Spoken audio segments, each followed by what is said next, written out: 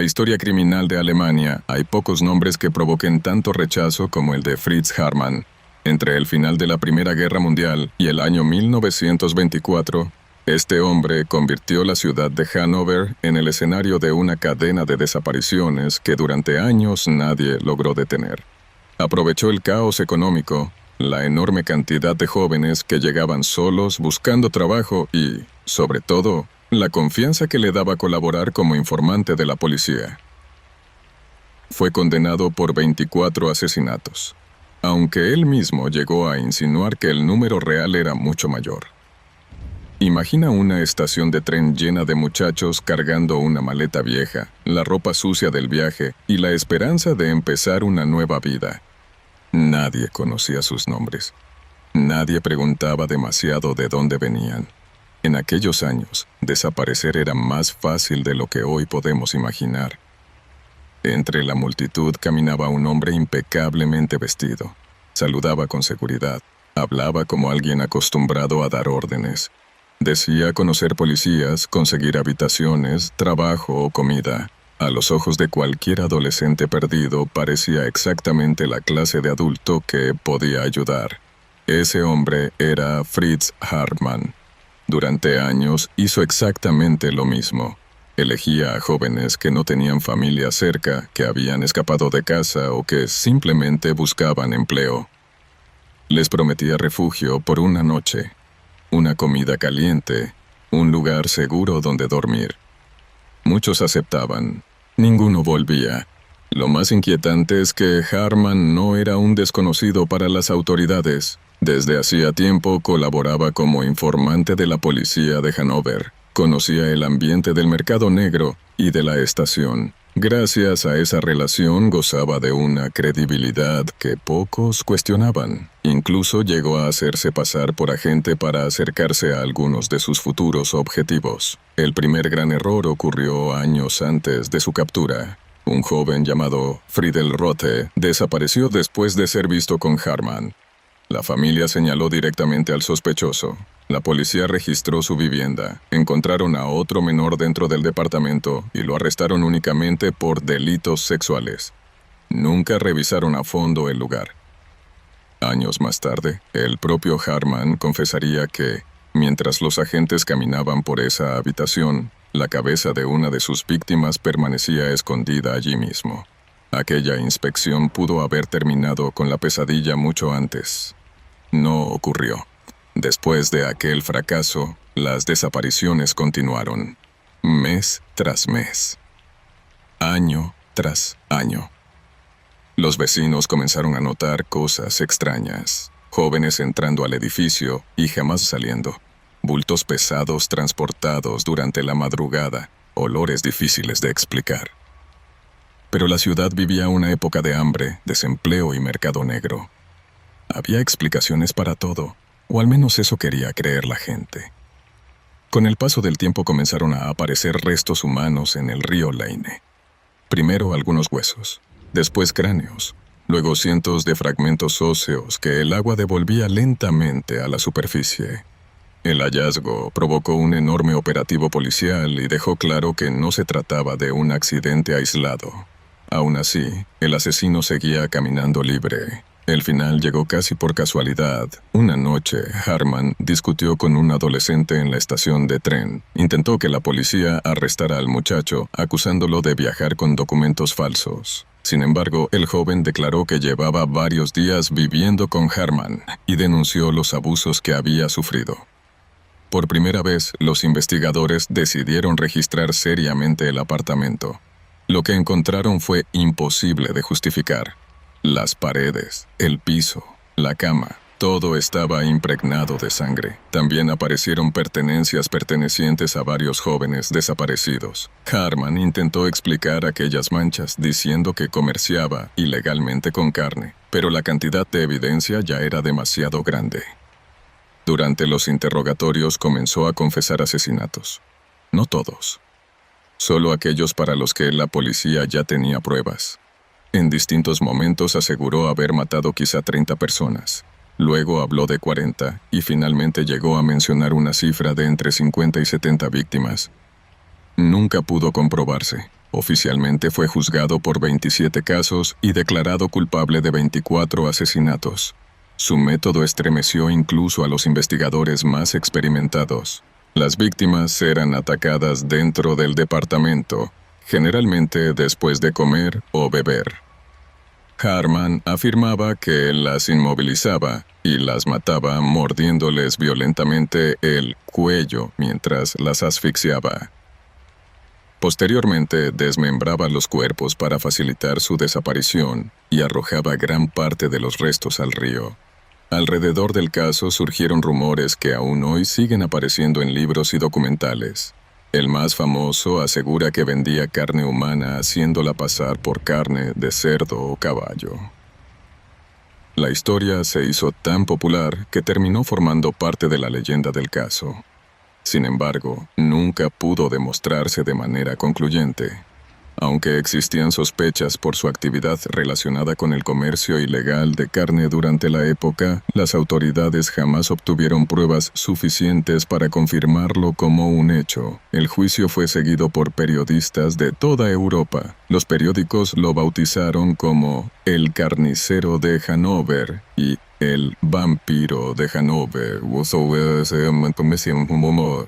nombres que reflejaban el horror que despertaban sus crímenes. La opinión pública no solo condenó al asesino, también cuestionó duramente a la policía por haber ignorado señales evidentes durante tantos años y por la protección que indirectamente le brindó al utilizarlo como informante. Finalmente, Fritz Harman fue sentenciado a muerte. El 15 de abril de 1925 fue ejecutado mediante guillotina, pero para entonces el daño ya era irreversible. Decenas de familias jamás recuperaron por completo a sus hijos. Muchas víctimas nunca pudieron ser identificadas. Y probablemente nunca se sabrá cuántos jóvenes realmente entraron a aquel departamento creyendo que habían encontrado ayuda. Porque eso es lo más perturbador de este caso. No hubo fantasmas, no hubo fuerzas sobrenaturales. Solo un hombre que aprovechó el miedo, la pobreza y la indiferencia de toda una ciudad. Y mientras todos buscaban a un monstruo imposible de imaginar, el verdadero asesino caminaba todos los días por la estación de tren, sonriendo, ofreciendo comida y diciendo las palabras que cualquier muchacho desesperado necesitaba escuchar. La historia comienza en una pequeña granja aislada llamada Hinterkaifeck, en la región de Baviera, Alemania. Era un lugar perdido entre campos y bosques, lo suficientemente lejos de los pueblos vecinos como para que nadie escuchara un grito durante la noche. Ahí vivían Andreas Gruber, un agricultor de carácter violento, su esposa Cecilia, su hija viuda Victoria Gabriel, los dos hijos pequeños de ella, Cecilia y Joseph, y, desde apenas ese mismo día, una nueva empleada doméstica llamada Maria Baumgartner. Pero semanas antes de la tragedia, comenzaron a suceder cosas que, vistas en retrospectiva, parecen advertencias. Andreas comentó a algunos vecinos que había encontrado huellas sobre la nieve. No era raro encontrar huellas. Lo extraño era que únicamente iban del bosque hacia la granja. No existían huellas de regreso. Alguien había llegado caminando, pero aparentemente nunca se había ido. Después desaparecieron unas llaves. También apareció un periódico que nadie en la familia reconocía. Y durante varias noches escucharon pasos provenientes del ático. La empleada anterior había renunciado meses antes porque juraba escuchar ruidos arriba del techo y decía sentirse vigilada constantemente. Nadie le creyó. Pensaron que estaba exagerando.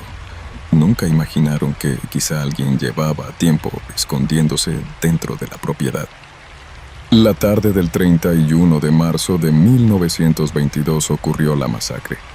Los investigadores creen que alguien consiguió atraer a las primeras víctimas hacia el granero. No entraron todos juntos. Eso habría sido imposible. Todo indica que fueron saliendo uno por uno.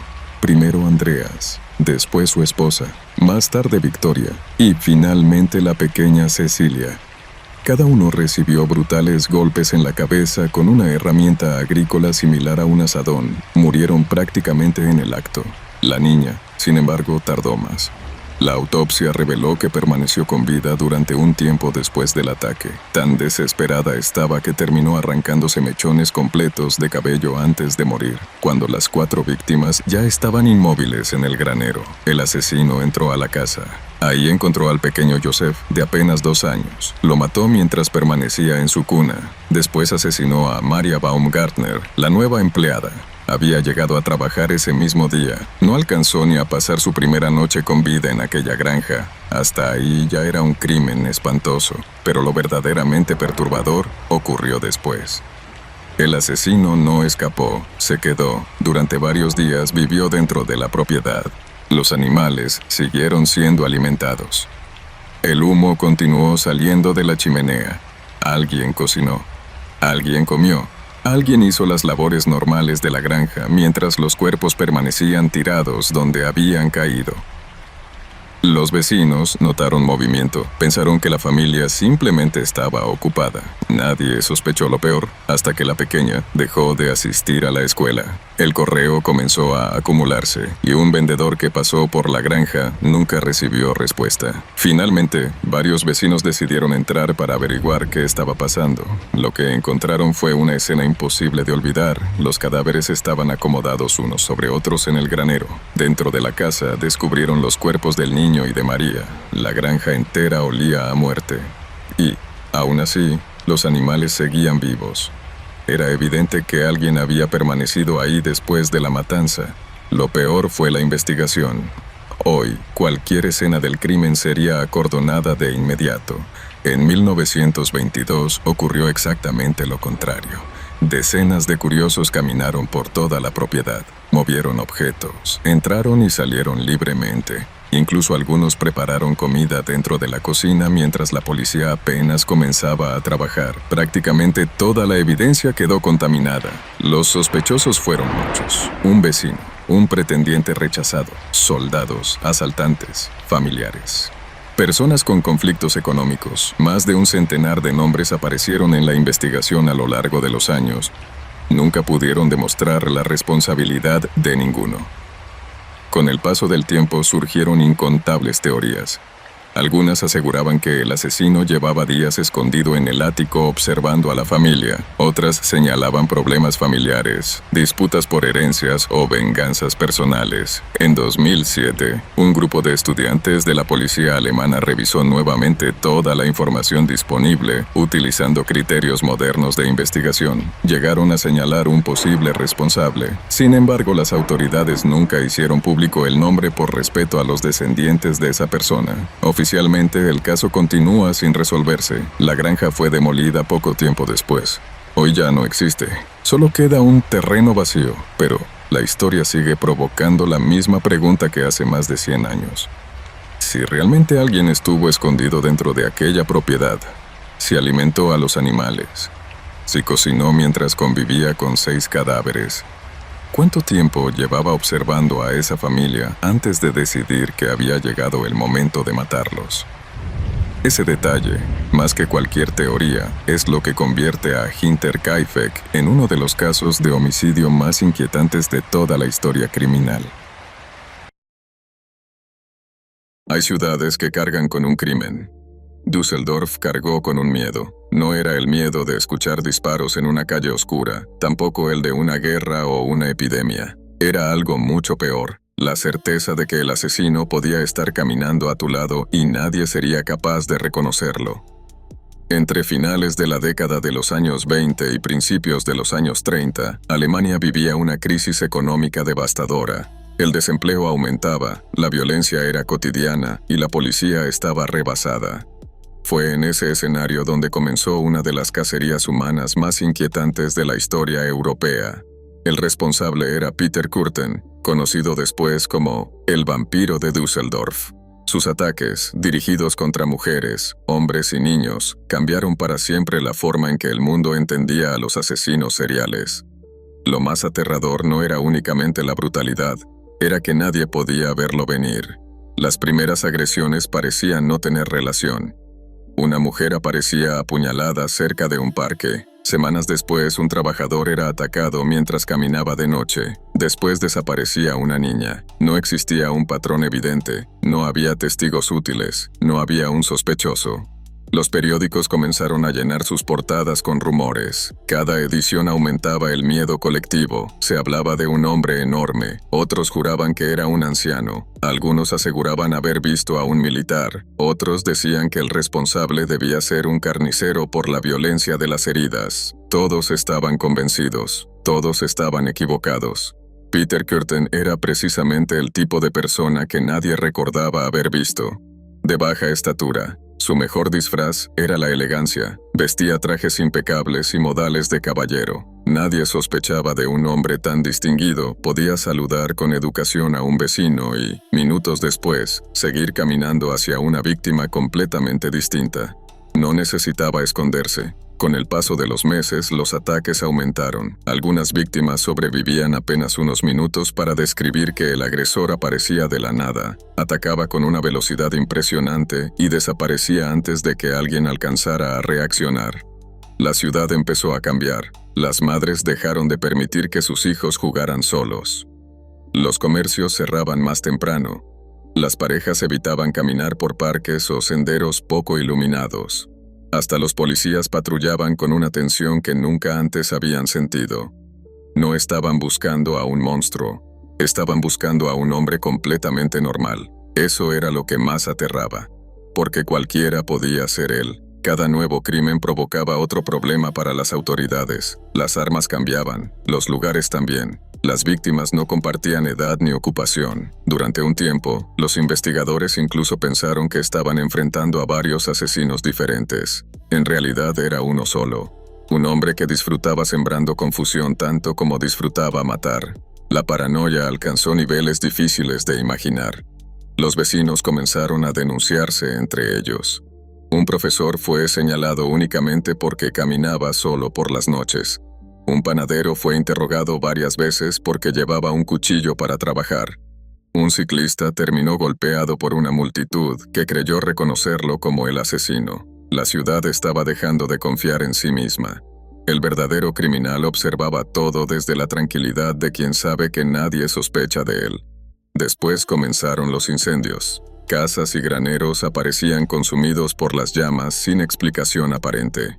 Con el tiempo, Peter Kürten admitiría que también provocaba incendios únicamente para regresar después y disfrutar observando el caos entre bomberos, policías y vecinos desesperados. Le fascinaba contemplar el sufrimiento ajeno. No necesitaba participar, le bastaba con mirar. Uno de los detalles más escalofriantes surgió durante los interrogatorios posteriores a su captura. Confesó que, en ocasiones, volvía a los lugares donde había atacado para mezclarse entre los curiosos.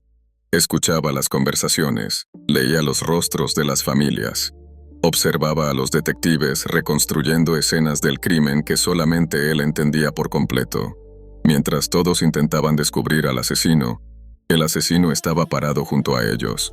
Invisible, no porque nadie pudiera verlo, sino porque nadie imaginaba que estaba ahí. Durante meses la policía reunió miles de declaraciones, revisó antecedentes, organizó operativos enormes. Nada funcionaba. Cada fracaso aumentaba la sensación de impotencia, hasta que ocurrió algo inesperado. No fue una huella, no fue una fotografía, no fue un detective brillante resolviendo el caso. Fue una última víctima que logró escapar y reconocer su casa, poniéndole la policía en los talones. Al verse acorralado, Peter Kürten tomó una decisión desconcertante. Se sentó con su esposa, le confesó cada uno de sus crímenes y le propuso un plan macabro. Le pidió que ella misma lo entregara a las autoridades para que pudiera cobrar la millonaria recompensa que ofrecían por su cabeza y así asegurar su futuro económico.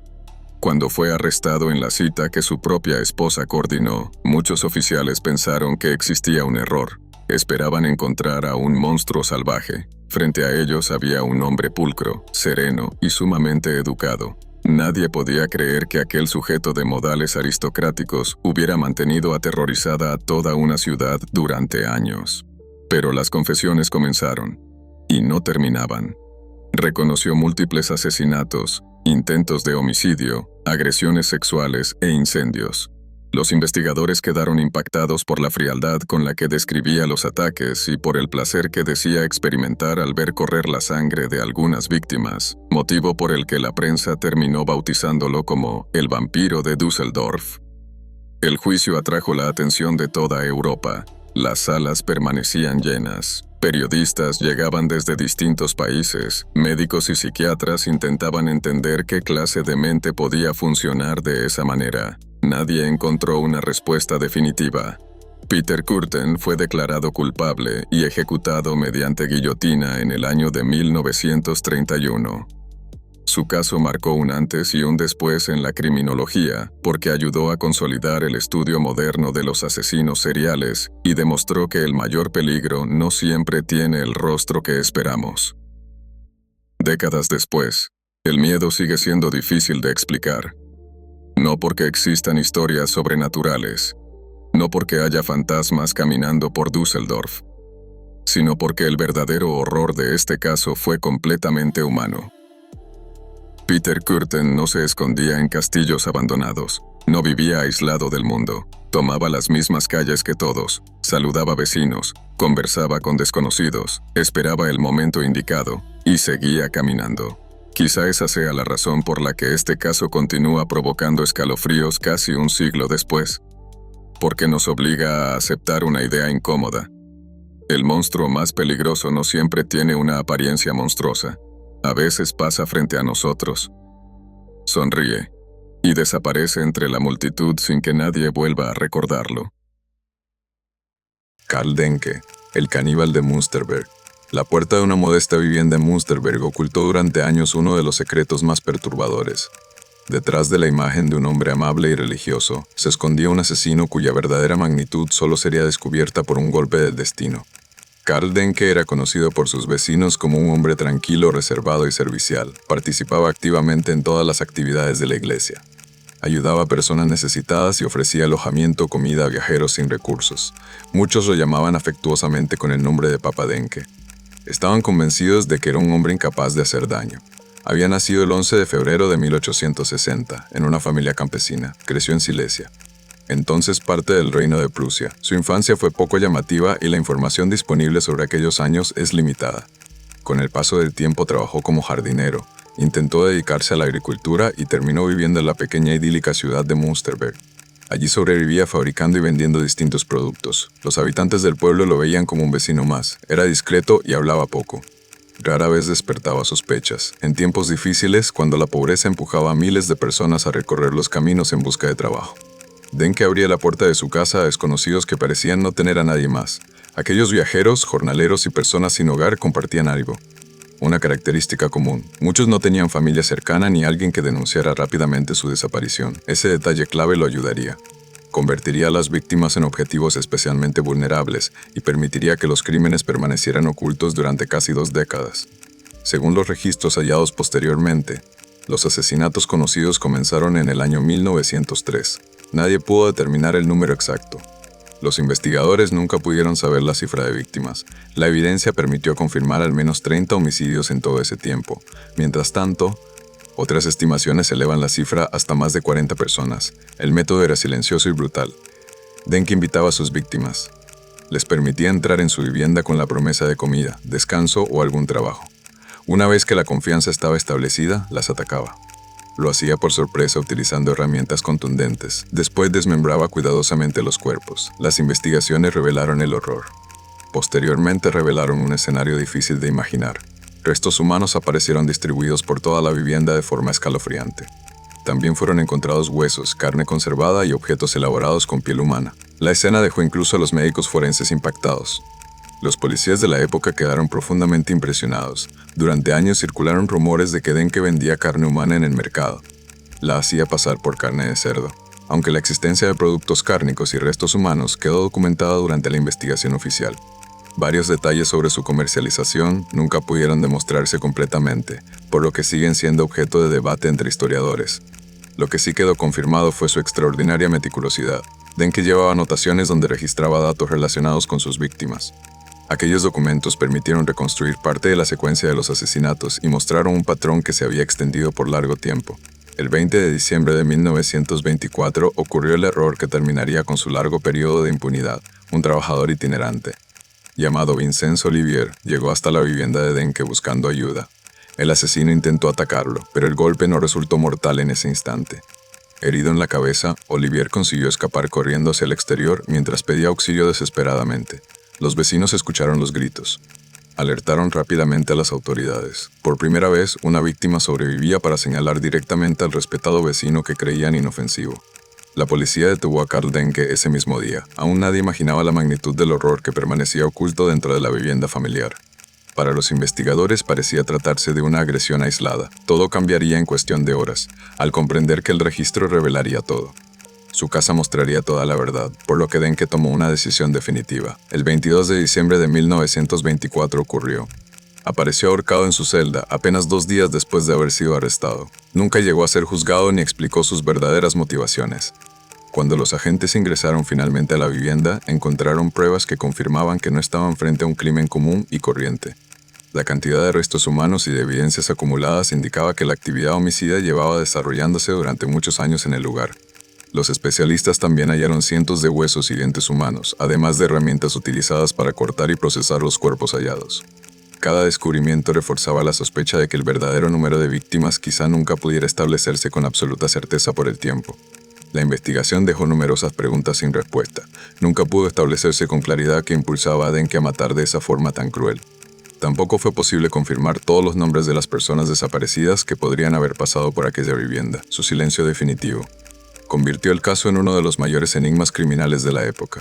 El caso de Karl Denke quedó parcialmente eclipsado por otros asesinos en serie. Fueron descubiertos durante aquellos mismos años en Alemania. Sin embargo, con el paso del tiempo muchos investigadores comenzaron a considerarlo uno de los criminales más inquietantes del siglo XX debido a la duración de sus crímenes, la planificación y la enorme diferencia observada. Una gran distancia entre su imagen pública y la realidad que escondía. Hasta el día de hoy, Karl Denke continúa siendo recordado en la historia. Lo llaman el caníbal de Münsterberg y también el caníbal olvidado, un hombre que durante más de 2 décadas logró convencer a todo un pueblo entero. Pensaban que era un vecino ejemplar, mientras convertía su propia casa en el escenario de una de las historias más estremecedoras de la criminología. Karl Grossmann, el carnicero de Berlín. En el Berlín caótico de la posguerra, mujeres jóvenes desaparecían sin dejar rastro por las calles céntricas. Nadie imaginaba que el responsable vivía a plena vista, entre calles abarrotadas y estaciones repletas de viajeros. Su nombre era Karl Friedrich. Su nombre completo era Karl Friedrich Wilhelm Grossmann. La prensa terminaría llamándolo el carnicero de Berlín. Su historia quedó envuelta, se llenó de rumores, verdades inquietantes y uno de los casos criminales más oscuros de Alemania. Había nacido en diciembre de 1800, exactamente en 1863, en Alt-Ruppin, dentro del entonces Reino de Prusia. Desde muy joven acumuló antecedentes por vagancia. Sufrió arrestos por robos, agresiones y diversos delitos violentos. Durante algunos años trabajó activamente en carnicerías y mataderos locales. Aquella experiencia le proporcionó conocimientos sobre el despiece de animales, una habilidad que más tarde adquiriría un significado muy aterrador. Su historial criminal continuó creciendo. Fue condenado por agresiones sexuales y pasó largos periodos en prisión. Cuando recuperó la libertad regresó a Berlín, una ciudad devastada por la guerra y la pobreza. Miles de personas llegaban diariamente buscando trabajo para poder sobrevivir. Muchas eran mujeres jóvenes provenientes del campo, sin familiares cercanos y con muy poco dinero. Esa vulnerabilidad se convirtió en la oportunidad. Fue el escenario perfecto para Grossmann. Vivía cerca de la estación ferroviaria conocida entonces como Schlesischer Bahnhof. Allí vigilaba siempre. Observaba a quienes descendían de los trenes con la esperanza de comenzar una nueva vida en la capital alemana. Se acercaba con mucha amabilidad. Ofrecía alojamiento o trabajo doméstico. Algunas aceptaban convencidas de que habían encontrado ayuda. Otras sospechaban algo extraño en el hombre. Sin embargo, la necesidad podía más que el miedo. Las mujeres eran conducidas hasta su apartamento. Algunas sobrevivieron y relataron la historia. Contaron haber sufrido agresiones sexuales. Otras nunca volvieron a ser vistas con vida, entre los años 1918 y 1900. Específicamente hasta 1921 comenzaron a aparecer restos humanos en el canal Luisenstadt y en el estanque Engelbecken. La policía comprendió que enfrentaba una serie de asesinatos. Los investigadores identificaron restos pertenecientes a numerosas mujeres del lugar. Pero la falta de técnicas forenses modernas dificultó establecer cuántas víctimas existían realmente. Mientras tanto, Grossman seguía actuando, lo hacía con tranquilidad. Incluso denunciaba ante la policía que algunas mujeres habían huido después de robarle, intentando justificar todo. Buscaba una excusa para sus desapariciones. El vecindario escuchaba con frecuencia gritos y ruidos provenientes de su vivienda en las noches. Sin embargo, muchos pensaban que se trataba simplemente de discusiones o encuentros con prostitutas, algo habitual en aquella zona de la ciudad.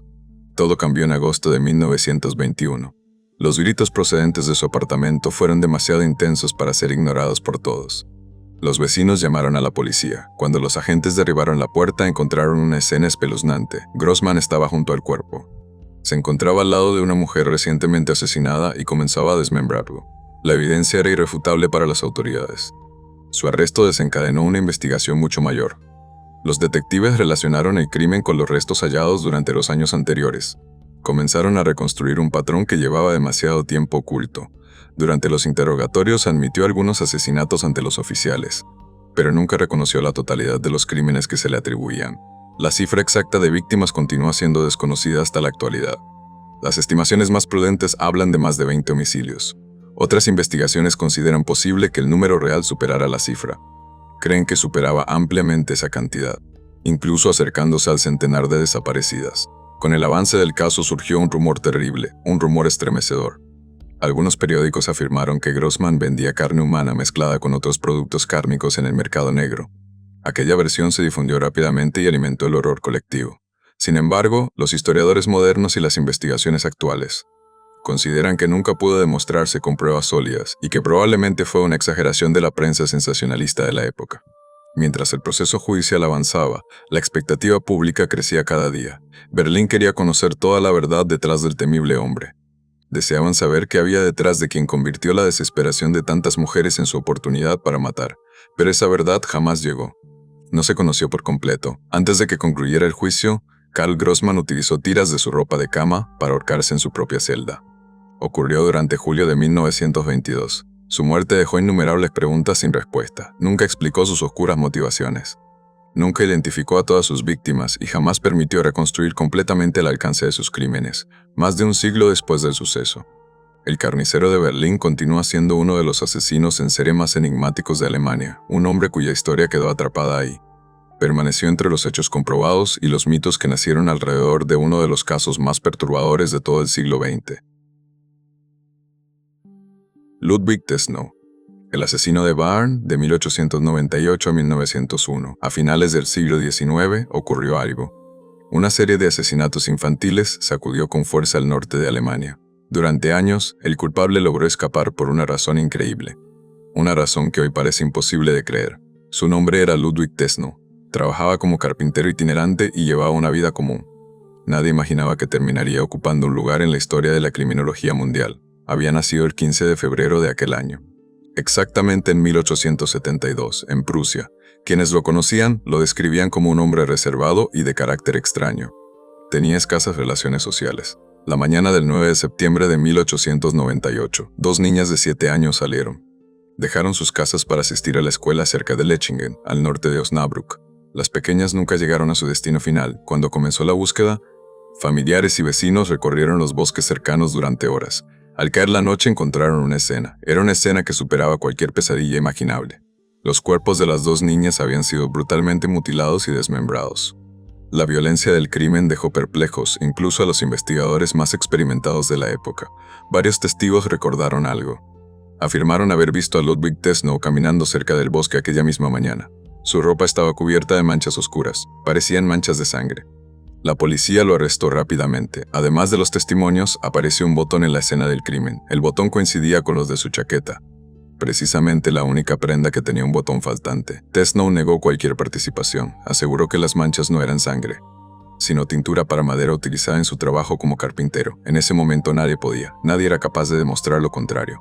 La ciencia forense todavía no era capaz de distinguir con certeza entre la sangre humana. No distinguía la sangre animal o simples pigmentos, sin pruebas concluyentes. El sospechoso fue liberado por las autoridades locales.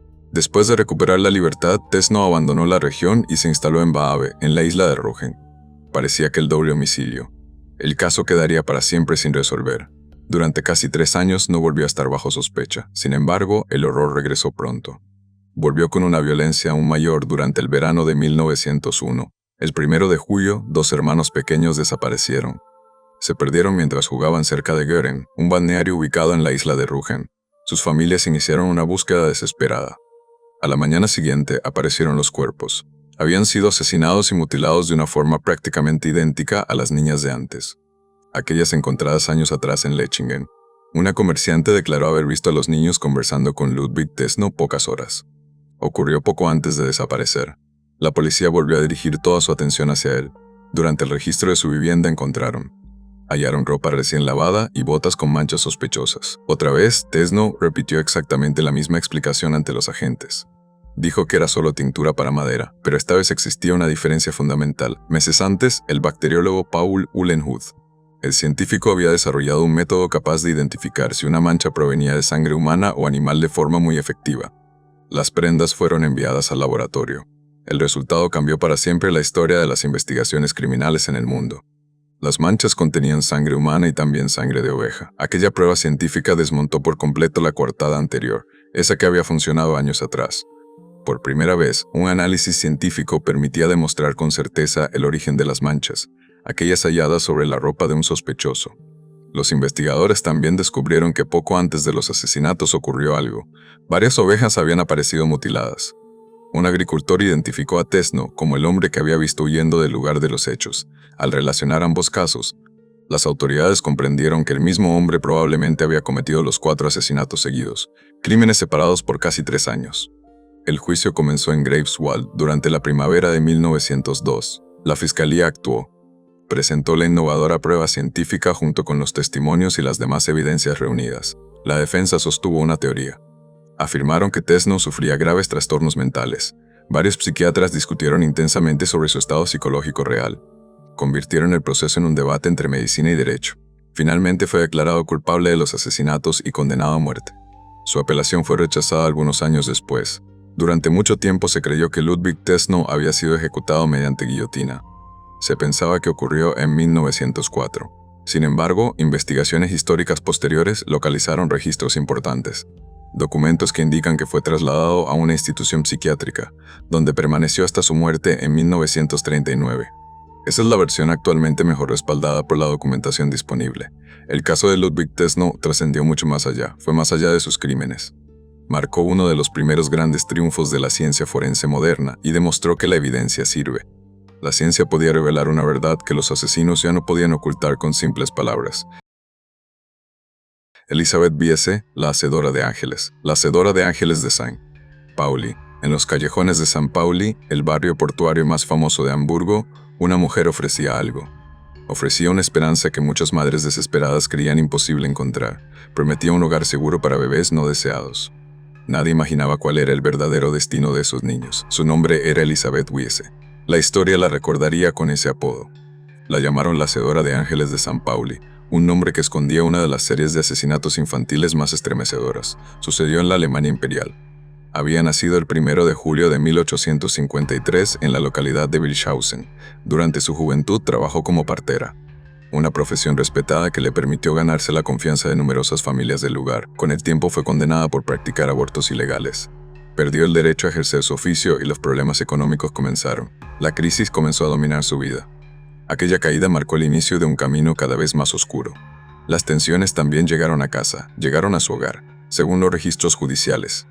Intentó asesinar a su esposo en más de una ocasión mediante métodos muy violentos, primero mediante envenenamiento y después atacándolo mientras dormía.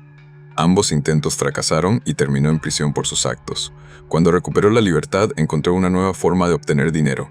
Ofrecía hacerse cargo de bebés nacidos fuera del matrimonio, también de niños cuyas madres aseguraban no poder mantener. En aquella época, muchas mujeres ocultaban embarazos por miedo al rechazo. Temían el rechazo social. Entregar a sus hijos a una supuesta cuidadora parecía una solución discreta para comenzar de nuevo sus vidas. Elisabeth cobraba una suma única prometiendo encontrar familias adoptivas. Después aseguraba que los pequeños habían sido enviados lejos. Decía que estaban con personas adineradas, incluso en lugares lejanos, donde tendrían una vida mejor. La realidad era muy distinta. Cuando los niños quedaban bajo su cuidado, los asesinaba utilizando morfina. Después hacía desaparecer los cuerpos de forma inmediata. Los quemaba en la estufa de su apartamento. Durante meses nadie pudo demostrar lo que ocurría. Las madres recibían explicaciones claras. Eran respuestas convincentes y los bebés, demasiado pequeños para dejar rastro, parecían haberse esfumado para siempre de la tierra, pero el horror no terminó allí. Elizabeth obligó a su propia hija, Paula, a ejercer la prostitución para obtener dinero constantemente. Los abusos fueron continuos hasta que la joven decidió escapar de Hamburgo. Paula huyó a Londres buscando una nueva vida lejos de allí. Sin embargo, regresó embarazada poco tiempo después. Dio a luz en condiciones precarias y quedó completamente a merced de su madre. Según la investigación judicial, Elizabeth ahogó al recién nacido de su propia hija poco después del parto. Luego hizo desaparecer todo. Eliminó el cuerpo del mismo modo que había hecho con las demás víctimas. Las sospechas comenzaron a crecer cuando varias madres actuaron. Intentaron obtener noticias de los hijos que habían entregado. Ninguna recibía respuestas verificables y las historias empezaban a cambiar. Los relatos de Elizabeth empezaban a contradecirse. La policía decidió registrar su vivienda. Durante la inspección encontró morfina líquida. Halló otras sustancias tóxicas y diversos elementos que reforzaban las sospechas sobre la desaparición de varios niños en el barrio. La investigación avanzó rápidamente. Los testimonios, las pruebas materiales y las declaraciones de Paula permitieron reconstruir todo. Se reveló un patrón criminal que había permanecido oculto durante años. El caso conmocionó a toda Alemania. La prensa la nombró así. Se convirtió en el rostro de una figura conocida como hacedora de ángeles. Mujeres que aparentaban cuidar niños pero causaban su muerte. En octubre de 1904 fue declarada culpable de fraude, de vivir de la prostitución forzada de su hija y de los asesinatos. Fue condenada por la muerte de 5 niños. Esas fueron las muertes que el tribunal logró demostrar con certeza gracias a las pruebas. Algunos autores han sugerido que el número real pudo haber sido mayor. Sin embargo, las fuentes históricas disponibles solo confirman 5. Esa cifra de víctimas es la mejor respaldada por la evidencia. Hasta el último momento sostuvo que era inocente y negó los hechos. Negó haber asesinado a los niños. Nunca admitió los crímenes ni explicó qué había ocurrido realmente con todos los pequeños que cuidó. El 2 de febrero de 1905 fue ejecutada mediante guillotina en Hamburgo. Su historia terminó frente al patíbulo real. El impacto de sus crímenes permaneció durante generaciones. Hoy, Elizabeth Wiese continúa siendo una de las asesinas en serie más infames. Es una figura terrible de la historia alemana. Una woman que transformó la confianza, la necesidad y la desesperación de otras madres. Lo convirtió todo en el escenario de una tragedia imposible de olvidar para la sociedad. Paul Ogorsov, el asesino del Saban, de 1940 a 1941. En el Berlín de la Segunda Guerra Mundial, el miedo no solo llegaba desde el cielo. Mientras las sirenas anunciaban bombardeos y la ciudad quedaba sumida en la oscuridad. Un asesino utilizaba esos mismos apagones obligatorios para cazar a sus indefensas víctimas. Su nombre era Paul Ogorsov. Era un empleado de los ferrocarriles alemanes y vestía un uniforme oficial. Aquel traje inspiraba una gran confianza a todas las personas. Durante el día parecía ser un trabajador ejemplar en todo. Por las noches se convertía en uno de los criminales más peligrosos y letales de toda la Alemania nazi. Había nacido el 29 de septiembre de 1912 en la lejana región de Prusia Oriental. Años después ingresó formalmente al partido nazi. También formó parte activa de las violentas antes de trabajar para la Deutsche Reichsbahn como auxiliar ferroviario de la gran red de transportes públicos. Llevaba una vida aparentemente normal. Estaba casado, tenía 2 hijos pequeños y era considerado un hombre muy responsable por muchos de sus compañeros. Nadie sospechaba la violencia oculta. Ocultaba una mente retorcida tras aquella apariencia cotidiana. Con el comienzo de la guerra cambió todo en la capital. Berlín quedó sometido a estrictos apagones nocturnos totales para dificultar los ataques aéreos enemigos. Las estaciones y los vagones del tren Saban permanecían oscuros. Aquellas condiciones crearon el escenario perfecto para un depredador. Ogorsov sabía que una mujer sola difícilmente desconfiaría de un empleado ferroviario uniformado. El sujeto se acercaba para pedirle el billete. Sus primeros ataques comenzaron durante el año 1939 en las líneas de tren de la ciudad. Varias mujeres sobrevivieron a las agresiones iniciales y describieron a un hombre con uniforme oficial. El atacante actuaba con una violencia extrema. Al principio, intentó asesinar a varias víctimas sin éxito. Aquellos fracasos modificaron su forma de actuar y lo llevaron a desarrollar un método todavía más letal. Esperaba que los vagones quedaran casi vacíos por la noche. Luego se acercaba con total tranquilidad, fingía revisar el pasaje y atacaba por sorpresa. Cuando la víctima bajaba la guardia, la golpeaba brutalmente en la cabeza. Después de la agresión cometía abusos sexuales y finalmente las arrojaba fuera. Lo hacía con el vagón en movimiento, convencido de que la oscuridad ocultaría cualquier evidencia real. El 4 de octubre de 1940 comenzó todo. Cometió el primero de los 8 terribles asesinatos. La víctima fue Gertrude Dieter, una joven mujer cuyo esposo servía en el ejército alemán en el frente. Durante los meses siguientes, la violencia aumentó rápidamente. Varias mujeres aparecieron muertas junto a las vías del tren con fracturas mortales en el cuerpo. Tenían lesiones compatibles con una fuerte caída desde un vagón en movimiento. Entre las víctimas había mujeres embarazadas y madres de familia cansadas. Eran pasajeras que simplemente regresaban a sus hogares después del trabajo. Ninguna conocía al agresor antes de sufrir el terrible ataque en el vagón. La policía comprendió que enfrentaba a un asesino en serie. Sin embargo, existía un enorme problema. La censura impuesta por el régimen nazi impedía informar. No se podía hablar libremente sobre los crímenes del SBAN. Buscaban evitar afectar la moral de la población durante el desarrollo de la guerra actual.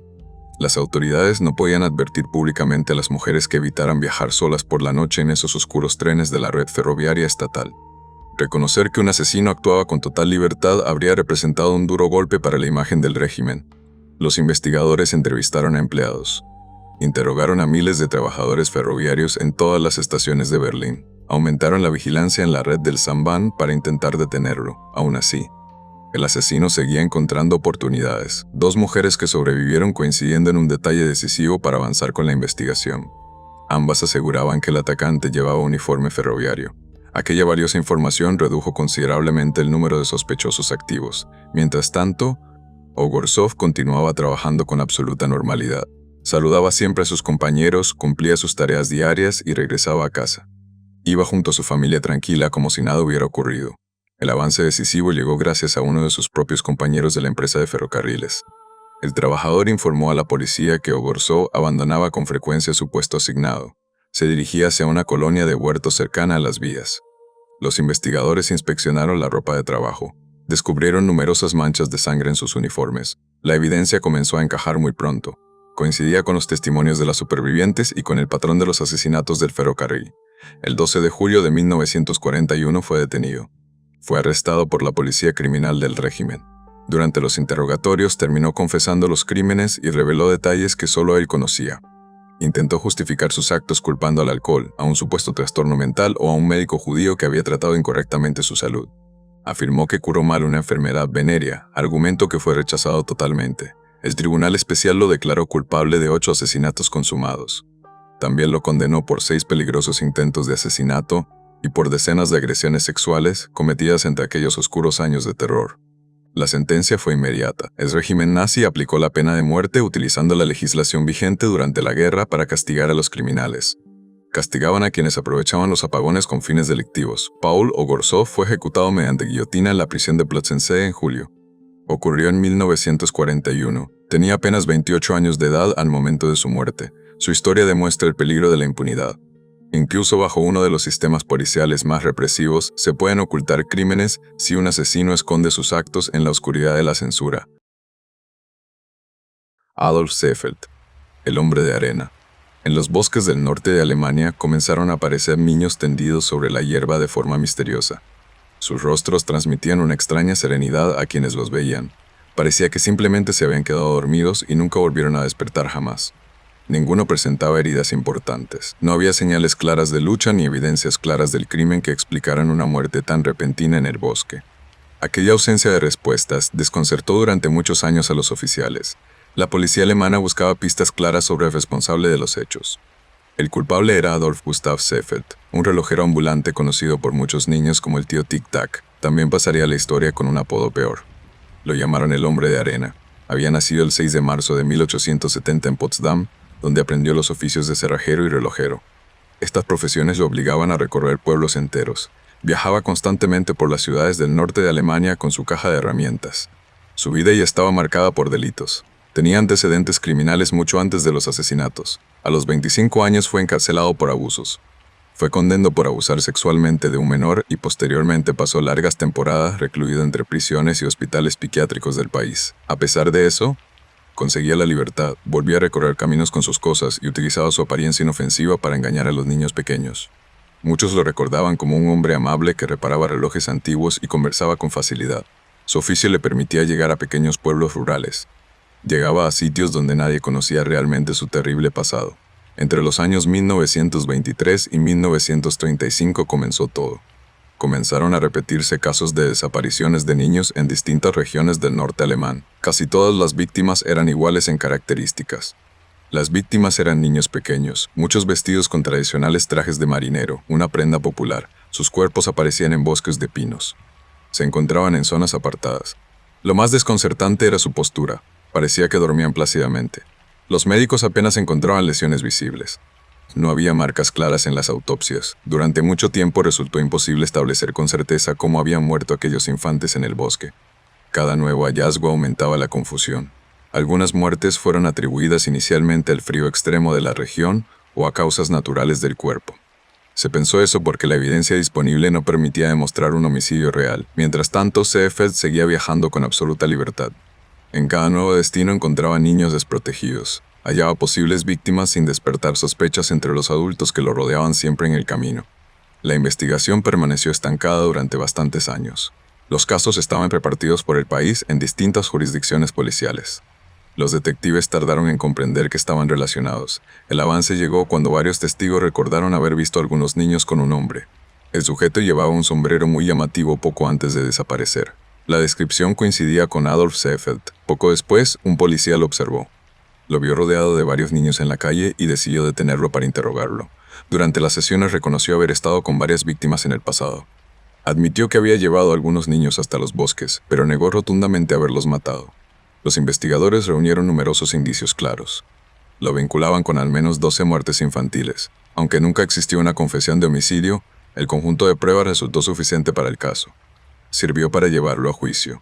El mayor misterio seguía siendo el método exacto utilizado para matar a los pequeños en aquellas zonas solitarias. Los especialistas de la época propusieron diferentes teorías médicas como el envenenamiento o la asfixia. Pensaron también en el estrangulamiento manual. Sin embargo, ninguna teoría pudo demostrarse de forma definitiva en el proceso judicial. Décadas después aparecieron hipótesis aún más controvertidas. Eran ideas sobre las trágicas muertes. Se incluyó la idea de que las víctimas hubieran muerto por hipotermia tras ser inducidas al sueño profundo por él. Sin embargo, esa explicación nunca fue aceptada como un hecho probado por la comunidad científica ni por los investigadores forenses de la época. Precisamente, esa incertidumbre convirtió el caso en uno de los mayores enigmas de la criminología. Incluso hoy, el mecanismo exacto continúa oculto. El método de los brutales asesinatos continúa siendo desconocido para los expertos. En febrero de 1936 se dictó sentencia firme. El tribunal de Schwerin declaró culpable al viejo acusado de 12 asesinatos y lo condenó a muerte. Las autoridades sospechaban de más casos criminales. Pensaban que el número real de víctimas podía ser mucho mayor. Sin embargo, eso nunca se demostró bien durante las investigaciones oficiales del caso. Las 12 condenas siguen siendo las únicas confirmadas judicialmente por el Tribunal de Justicia Oficial. El 23 de mayo se cumplió la ley. En el año 1936 fue ejecutado mediante guillotina en Schwerin. Con su muerte desapareció la única persona que conocía la verdad. Él sabía exactamente cómo habían muerto aquellos niños. Casi un siglo después, Adolf Seefeld continúa siendo recordado en el mundo como el hombre de arena. Se le recuerda no solo por la crueldad de sus crímenes, sino porque el secreto de su método jamás pudo ser descubierto por la ciencia forense. Friedrich Schumann, el terror del lago Falkenhagen. El lago Falkenhagen, rodeado de bosques espesos y senderos olvidados, fue durante muchos años un lugar sombrío. Allí el silencio parecía demasiado pesado. No era solo la naturaleza del entorno, era miedo acumulado por los trágicos eventos ocurridos. En ese escenario se desarrolló una de las series criminales más violentas de la Alemania de la posguerra. Un hombre utilizó la soledad del gran bosque. Lo usó como la cobertura perfecta para atacar sin ser visto por nadie. Su nombre era Friedrich Schumann. Con el tiempo sería recordado por todos. Lo llamaron el terror del lago Falkenhagen, un apodo que resumía el pánico que dejó a su paso en la región de Berlín y en todos sus alrededores. Había nacido el 1 de febrero de 1893 en Spandau. Creció en un entorno duro, marcado por la inestabilidad familiar. Vivió en un contexto social donde la violencia no era algo extraño. Desde joven acumuló antecedentes penales por robos, agresiones y conductas malas. Su vida temprana ya mostraba un patrón de inestabilidad que más tarde se volvería mucho más peligroso. Tras cumplir distintas condenas menores volvió. Regresó a la vida civil en una Alemania devastada por la guerra. El país estaba desorganizado con fuerzas policiales limitadas en la zona rural. Eran áreas poco vigiladas. Ese contexto permitió que ciertos crímenes tardaran en ser conectados, entre los años 1918 y 20. comenzaron a registrarse ataques en las zonas boscosas cercanas al lago Falkenhagen. Las primeras víctimas fueron parejas que buscaban privacidad, iban al bosque. La escena se repetía con variaciones inquietantes. Los hombres eran atacados primero y las mujeres quedaban expuestas. También se registraron ataques contra guardabosques y excursionistas solitarios. La violencia no parecía seguir una lógica emocional del sujeto. Era más bien una estrategia de control del territorio. Durante meses, la policía no logró establecer un patrón único para los casos del bosque. Los crímenes ocurrían en distintos puntos, sin testigos fiables y con escasas pruebas materiales. El miedo comenzó a extenderse en la población. El lago, antes un lugar de paseo, empezó a evitarse al caer la tarde. Nadie quería cruzarse con lo que fuera que habitaba en ese bosque espeso. El punto de inflexión llegó en agosto de 1919. Un guardabosques se encontró con un sospechoso en el área boscosa del lugar. Decidió enfrentarlo directamente. Se produjo un enfrentamiento armado. El guardabosques logró herir al atacante antes de morir en el sitio. Alcanzó a describirlo con suficiente precisión como para iniciar una búsqueda masiva. A partir de esa descripción, la policía actuó rápido. Intensificó los controles en la zona. El sospechoso fue finalmente localizado mientras se recuperaba de heridas compatibles con el tiroteo. Era Friedrich Schumann. En apariencia, un hombre más dentro de una sociedad marcada por la posguerra, pero detrás de esa fachada se escondía él. Se encontraba el responsable de una cadena de violencia prolongada. Durante el interrogatorio inicial negó los hechos ante los oficiales. Sin embargo, con el avance de las pruebas y los testimonios, comenzaron a emerger confesiones parciales que lo vinculaban con los asesinatos. Los investigadores reconstruyeron un patrón consistente: ataques en zonas aisladas, víctimas sin relación entre sí y un mismo entorno geográfico. Todo ocurría en el bosque de Falkenhagen. El caso avanzó hacia un juicio de gran impacto en Berlín. La acusación incluyó múltiples crímenes. Eran asesinatos y agresiones violentas cometidas en un periodo de varios años. Las pruebas lo situaron como responsable de al menos 6 muertes. Fueron casos confirmados. Sin embargo, algunas declaraciones del propio Schumann sugerían que el número real de víctimas podría haber sido mayor. El tribunal lo declaró culpable y lo condenó a muerte en el año 1920. La sentencia reflejó la gravedad de los hechos cometidos. Mostró el impacto social que habían generado. Durante su tiempo en prisión, el caso siguió generando atención pública de forma constante en el país. El lago Falkenhagen ya no era solo un lugar en el mapa, sino un símbolo del terror silencioso que había dominado la región por bastante tiempo.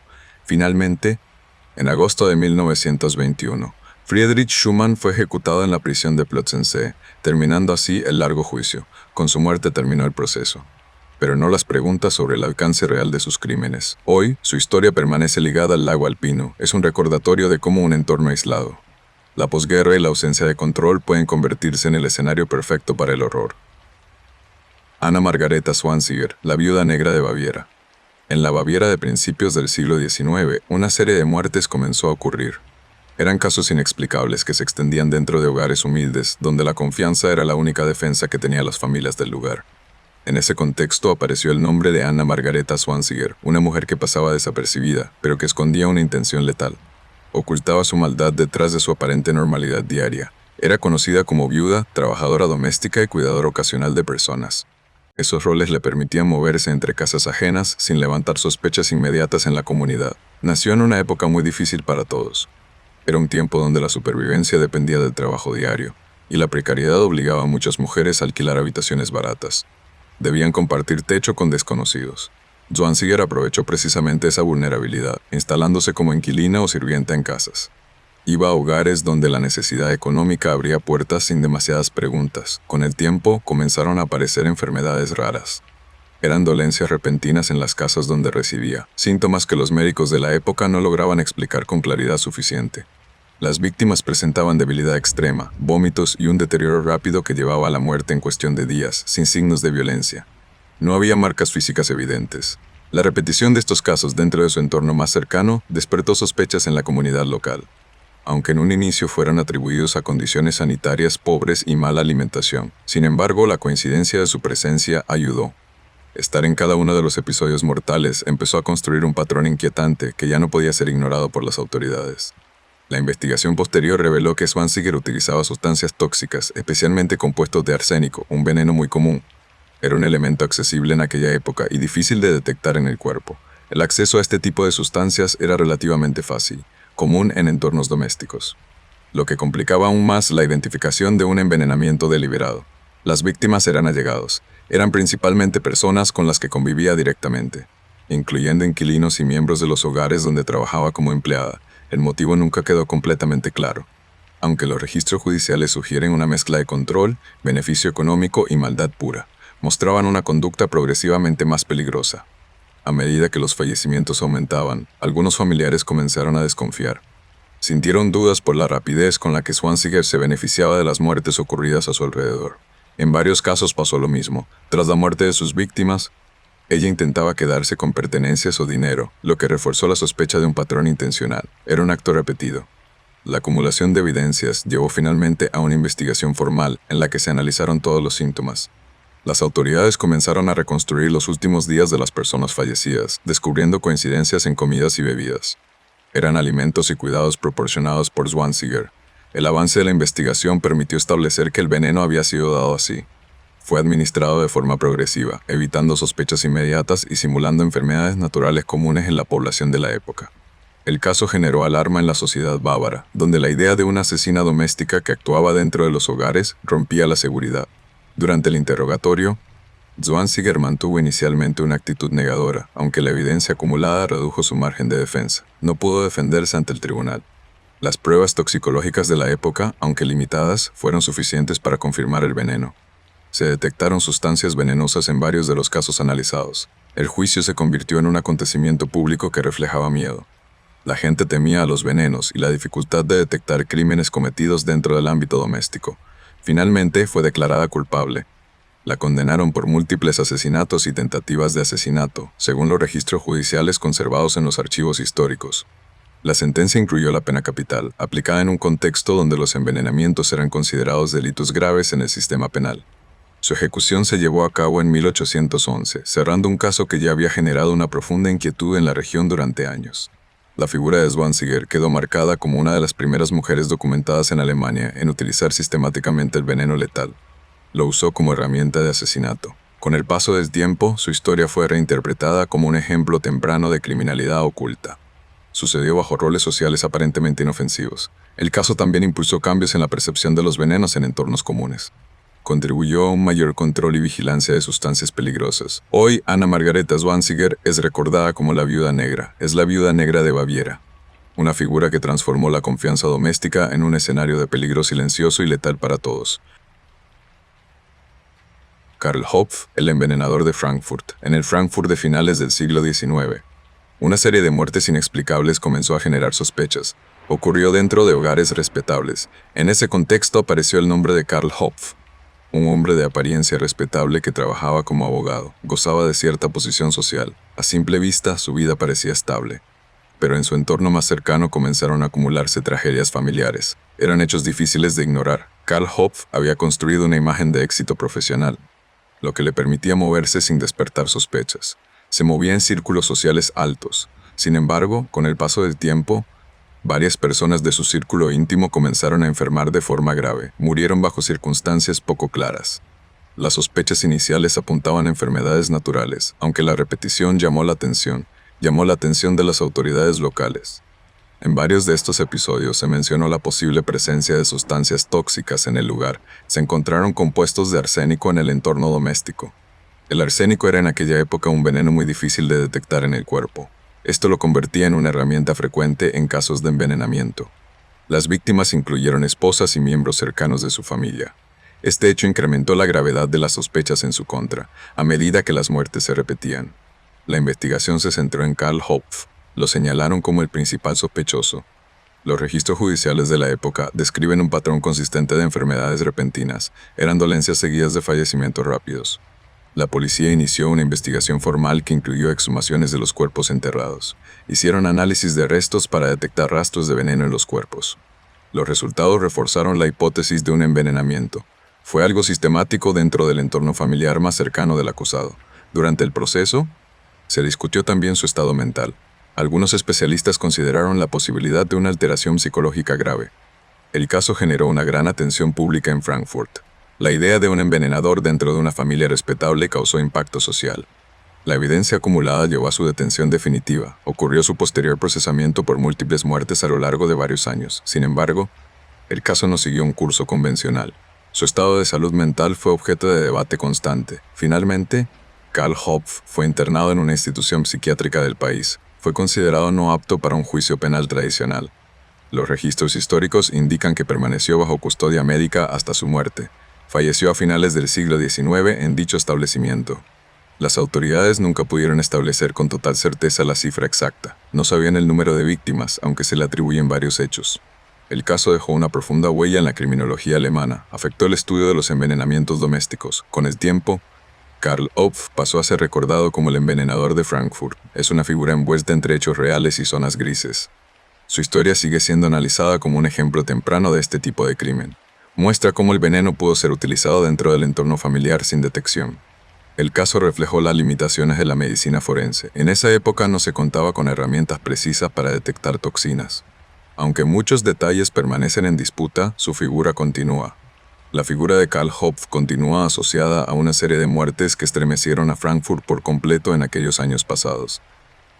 Peter Niers, el bandido brujo del siglo XVI. En aquella época, el Sacro Imperio Romano Germánico era un territorio fragmentado por la guerra. Los caminos estaban llenos de violencia y miedo constante. En ese escenario apareció Peter Niers, un bandido cuya figura se mezcló con relatos. Se habló de brujería y terror en la región. Pronto su nombre fue asociado no solo a robos y asesinatos, sino también a prácticas extrañas.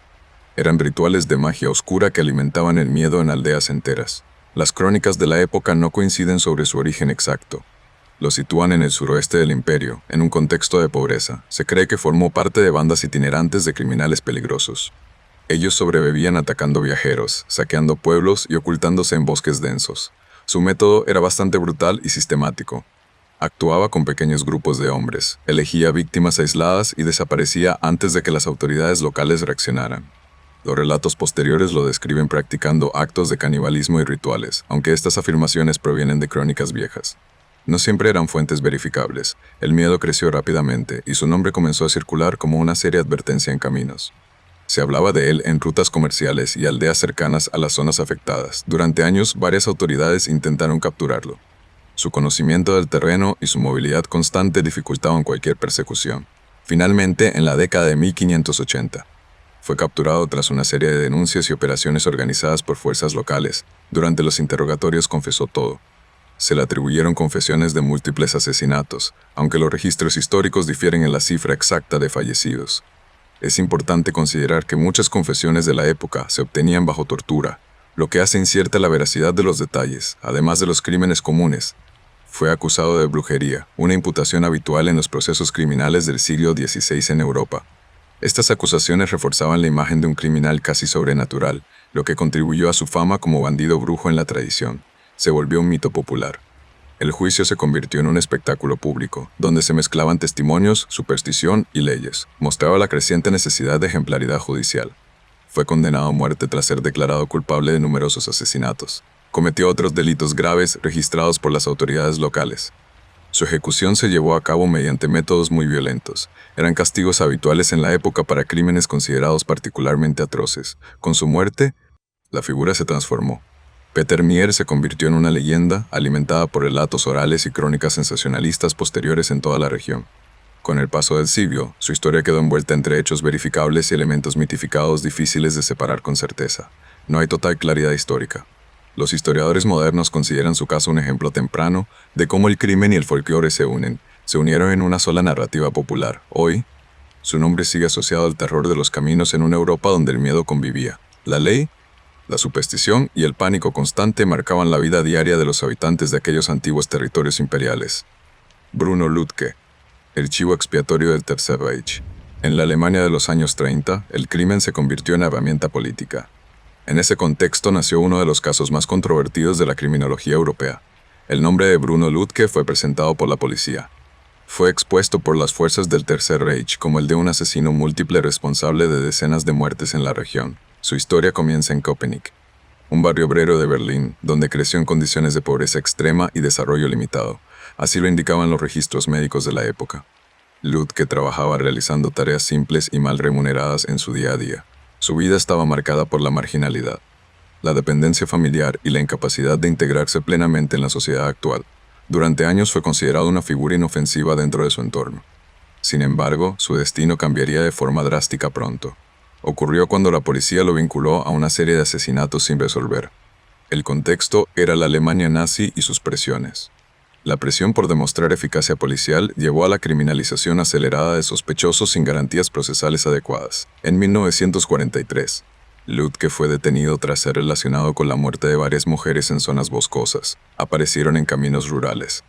La investigación fue dirigida por la Kriminalpolizei, que buscaba cerrar una serie de casos graves. Eran hechos que generaban alarma en distintas regiones del país. Durante el interrogatorio, Lüdke fue sometido a presiones intensas. Las autoridades afirmaron que había confesión de decenas de asesinatos. Sin embargo, los registros posteriores demostraron algo. Las condiciones del interrogatorio y su capacidad cognitiva limitada ponían en duda la validez de dichas declaraciones del detenido. Los investigadores del régimen construyeron una narrativa de asesino en serie, atribuyéndole hasta 84 homicidios. Hablaban de hechos cometidos a lo largo de varios años, pero no existían pruebas materiales sólidas que lo vincularan de forma clara. No había nexos consistentes con la mayoría de esos casos, lo que generó controversia incluso entre algunos expertos de la época. Tras la guerra, nuevas investigaciones cuestionaron profundamente el caso, sugiriendo que Lüdke pudo haber sido utilizado por el régimen. Pudo ser un chivo expiatorio para cerrar expedientes policiales sin resolver. El análisis posterior de los archivos reveló fallas. Se descubrieron inconsistencias en los procedimientos, así como falta de evidencia forense que respaldara gran parte de las acusaciones. Muchos criminólogos modernos consideran que el caso de Lüdke refleja las fallas estructurales del sistema policial bajo el régimen nazi. Muestra su uso político del delito. También se ha señalado que su discapacidad intelectual lo convirtió en un objetivo muy vulnerable. Fue propenso a confesiones inducidas y reconstrucciones forzadas de crímenes. En 1944 fue trasladado. Llegó a un centro de detención donde murió en circunstancias nunca completamente aclaradas, sin haber recibido un juicio justo penal. Su repentina muerte impidió cualquier revisión judicial de fondo, dejando el caso cerrado bajo la versión oficial de la época. Con el tiempo, Bruno Lüdke pasó de ser presentado como el mayor asesino en serie de Alemania a convertirse en símbolo de un gran error. Representa un supuesto error judicial masivo. El debate sobre su culpabilidad sigue abierto en parte de la literatura criminológica. Allí se le analiza como ejemplo extremo de manipulación de la verdad. Hoy, su historia representa una clara advertencia para todos. Muestra cómo el poder, la presión